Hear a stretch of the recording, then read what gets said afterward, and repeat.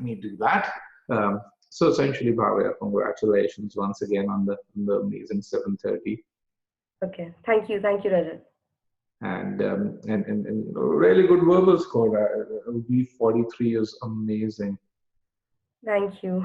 and It's especially actually been surreal for me even now because in the mocks which I was writing a week before my actual GMAT, I was scoring in the range of 38 to 40.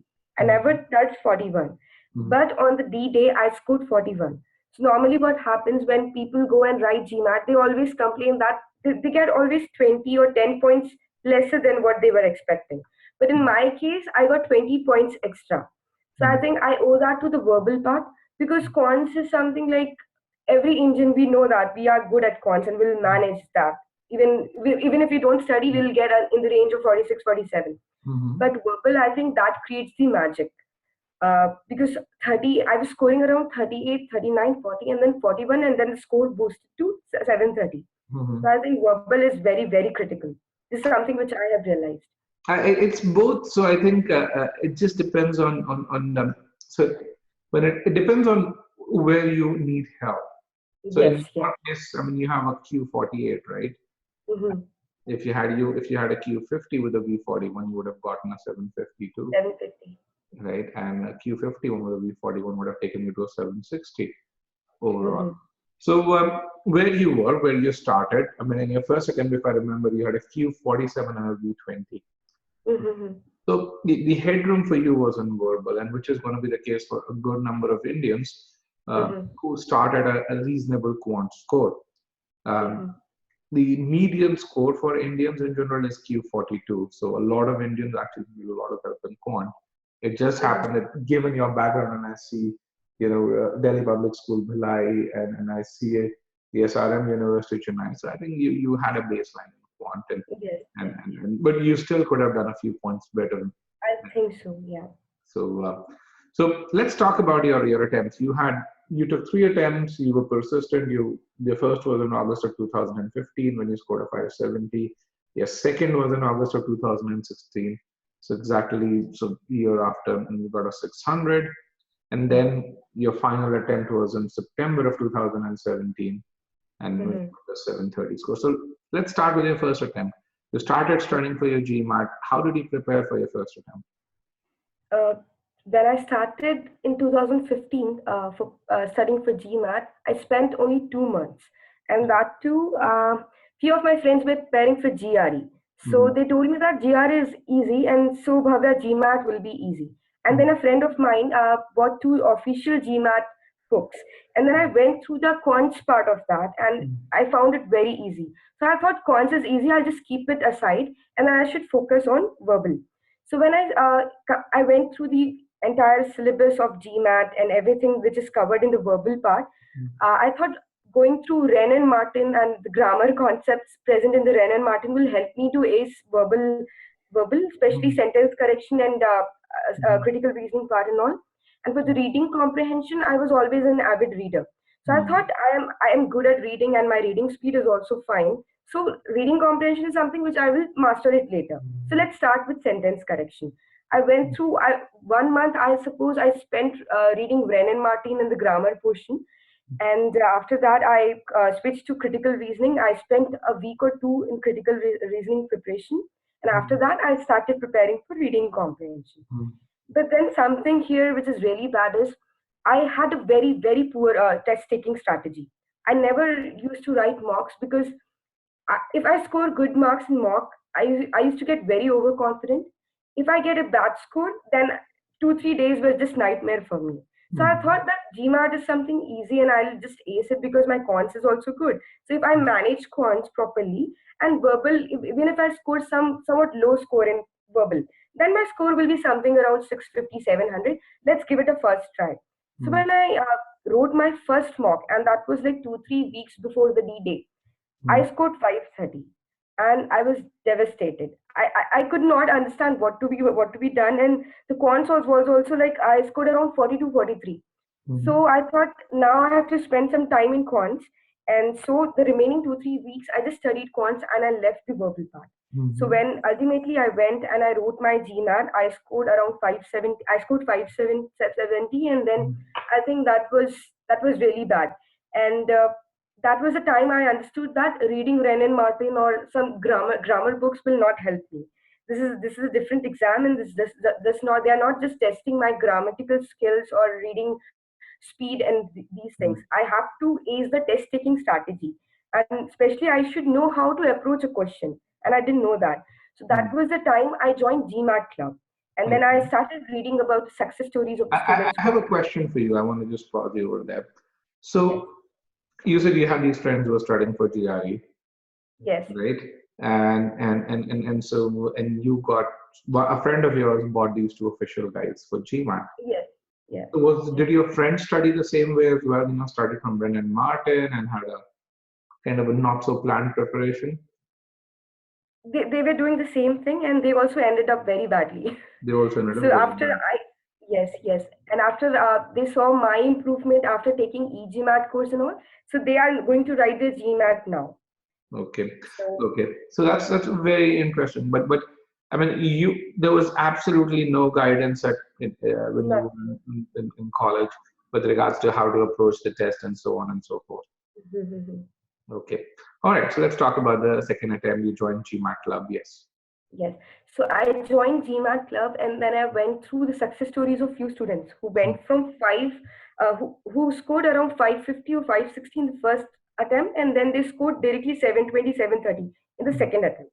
So this was something really believable for me to understand, like how can someone go from 530 to 730 in a span of 2 3 months? How is it possible? So out of this, I mean, I was very curious, and that provoked me to join the e-GMAT course Mm-hmm. because I didn't know if I'm going to score 700 or 600 or 650 in the second attempt, but I wanted to try e-GMAT because after reading the success stories of these students, it was unbelievable. I just could not relate with that. How is it possible? So after that, I took the course of e-GMAT, and I took verbal because I was quite confident on the cons part. So when verbal started, and I still remember the first time I went through the videos of sentence correction. What was brought to me that you have to understand the meaning of the question first of all. I mean, spend maximum time in understanding the meaning. So Mm-hmm. what I was doing before was spending a lot of time in selecting which answer choice should I choose. And then after that, I used to go back again to the question, read the question, then come back to the answer choices. So Mm-hmm. this was a total waste of time. So in a typical easy question also of sentence correction, I used to spend 2 minutes. Wow. But yeah, but after taking the e-GMAT course and following the approach of e-GMAT, I brought it down to 1 minute, 1 minute 30 seconds Mm-hmm. maximum. And then something which was very difficult for me in the beginning, sentence correction, became my strength. So this is something which from where I started with sentence correction, and I went to the critical reasoning part. So critical reasoning was always my strength, and I was a bit confident. But then again, the first time when I wrote GMAT, I understood that instead of spending only 2 minutes, I was spending around 3 minutes on an average in any critical reasoning question. So when I started this e-GMAT course, and they taught me that you have to pre-think the answers. You have to pre-think the assumptions, and assumption is not just for the assumption question. You have to pre-assume what is the assumption in strengthen and weaken question also. And so this strategy I followed, pre-thinking, and before I think out of 2 minutes, I spent around 1 minute, 10 seconds in understanding what is the question, Mm-hmm. understanding, and then dividing it into premise and conclusion and reading the question stem. And after taking a proper assumption, then I used to go back and follow POE, process of elimination. And I used to end up always in two answer choices, out of which one I used to choose, and the other one was ISWAT, which is similarly worded answer. Yes. So this is how I mastered critical reasoning, and then the reading comprehension. So, in my first attempt, I followed the approach of skipping. I used to skip the middle part of the section. I thought that reading the first sentence and the last sentence is sufficient. I just want to And add then some you just have to context. understand. Bhavya, you are an avid blogger. You write. Your command on English is probably better than mine, based on a few blog posts of yours that I've written. So just Okay. want to add that in context as someone who skips the first. reads just the first and the last sentence. So why was that? Because Rajat, in GMAT, you are not just going to attempt reading comprehension questions. You have to segregate the time for sentence correction, for critical reasoning, So and then what handling happens? pressure, essentially. Yes, yes, Okay. exactly. So Okay. what happens when you are trying to ace up, and then comes a big passage of reading comprehension, and then you know that I have to go through all these topics, and normally topics from sociology, from political science, from history will come up, and then you're just, if you read my blogs, you will understand that the way I write and other things, those topics are somewhat related to me. I love those topics, and that's why I'm able to write and read about them. But what about those passages about which you don't know, and you're not even relating to that? You don't understand that. They don't interest you, then what to do? Mm-hmm. So for reading comprehension, I thought for such passages of political reasoning or biology, I'll read the first sentence and the last sentence. I'll try to understand what author is trying to tell and just go to the questions. Mm-hmm. So what happened in reading comprehension? Uh, first passage or second passage I was able to do, but then when I started attempting questions, and then I think went I was around 30th, or I was around 25th or 24th question, and when then a reading comprehension passage came, I chose to just mark and guess the answers and move ahead. I Mm-hmm. think that was very bad from my side on the first attempt. That may be responsible for my score of 20 in verbal. And so when Not just I that, I can tell you that, but that was a contributing factor. Yes, one of the contributing factors. So when I started taking the e-GMAT course, and then I went through the approach of e-GMAT while attempting reading comprehension passages, I understood that you have to get actively engaged while when you read the passage. Skipping is not the right thing. Mm-hmm. Skimming is what we have to. You Mm-hmm. have to read the first sentence. You have to understand what author is trying to tell, and then with that intention you have to read and then get the tone of the passage. You have to understand which line, which is the non-critical information that we have to skip, and what is critical. And more importantly, you have to remember that which information or detail, which is a passage which contains only details and nothing else. You have to leave that part, and when the question comes and that question talks about that particular detail, then that time you can go back and attempt that passage, that part of the passage. Mm-hmm. So this is something which I learned, and I was always a very good reader as in the speeding was, my speed was normal. So I think with this approach I mastered reading comprehension. I can But then imagine you that, will, yes. yeah, so but you will think that, you mastered all the basics, you knew how to approach a question, then what went wrong in the second time you wrote? Because I Mm-hmm. scored only 600, I couldn't improve. So this time, the point comes that not just your concepts, but your test taking strategies should also be very sound. So in my case, I told you that I always feared giving writing mocks. I never used to write mocks, and so even the sectional test was a big hit for me. And after solving 30-40 questions from official GMAT and verbal review of GMAT official, I, I used to feel that okay, I know the concepts, and then I can manage all of it in the detail. I'll just manage because I know the concepts, and this You is were what is important. lazy. Yeah, this will be easy because I know the concepts. No, And but you were also lazy in doing that. You were scared and you were yes, lazy I to, was. I know Yeah, this. exactly. Yes. So I thought the concepts are right, and now the GMAT is just one step. I'll just go and ace it, and I'll score around 650. Mm. Then again, I wrote one official free GMAT prep test just 2-3 weeks before my actual GMAT in the second time, and I scored around 630 or 640. I couldn't understand. My concepts are good. I know what exactly needs to be done in a sentence correction question, Mm. in a critical reasoning question, how to approach a reading comprehension passage. But then what is wrong? And even cons is something I used to practice now and then. It was not that I completely ignored cons question. So the second time when I went and I wrote GMAT, I understood that I have this anxiety issue. I have to master this, and then only I can think ahead. Mm-hmm. But that was the time after scoring 600, I told you that I just gave up on GMAT. I thought, no, it's not a game for me. I can't do this. But then after, I think, 6-7 months, I came across a success story of a student who scored 760 on her, I think, fifth or sixth attempt.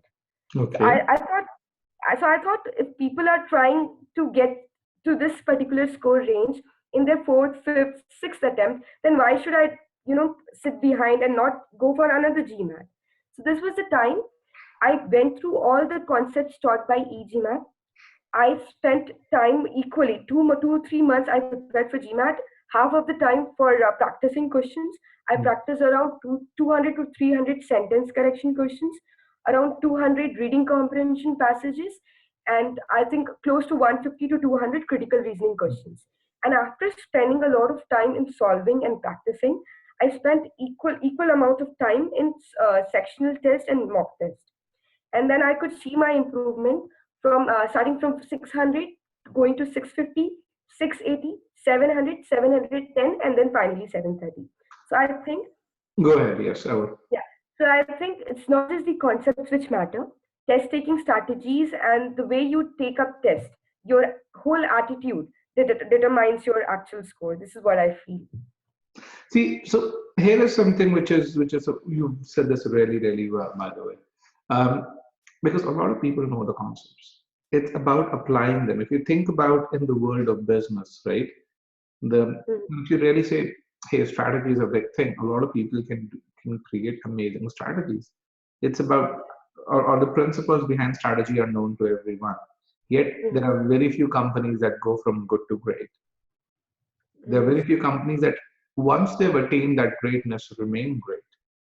And again, it's again about the application of those concepts. It's about practicing those concepts. It's about not being afraid to take that plunge and really say, hey, I know this concept, but I need to test myself and to see, can I apply this concept successfully? Because the methods didn't change from your second to your third attempt. What mm, changed was your proficiency of applying it. What changed was your confidence. And once you have that confidence, you are very certain that what you're doing is the right thing. And then you're very focused on the next question or the question after that. You're not thinking about the prior question. yes, And when yeah. you think about the GMAT, that is exactly what you need. Yes, yes. And And also, Rajat, I think in the third attempt, I also let go of my ego problem. That is, if I'm not able to solve a question, I used to spend a lot of time in solving that particular question. My intention used to be, I have to solve this question. Otherwise, I will not move to next question. So in the third time I wrote GMAT, I made it sure that I'll try to attempt the question. The maximum time I will give to any question is 2 minutes. 2 minutes maximum, 2 minutes, 10 seconds, 20 seconds. After that, I will guess and I will move forward. And I will not think about the previous question. This is something which I really mastered, and that came with practice and lots of sectional and mock tests. so here is something that you're gonna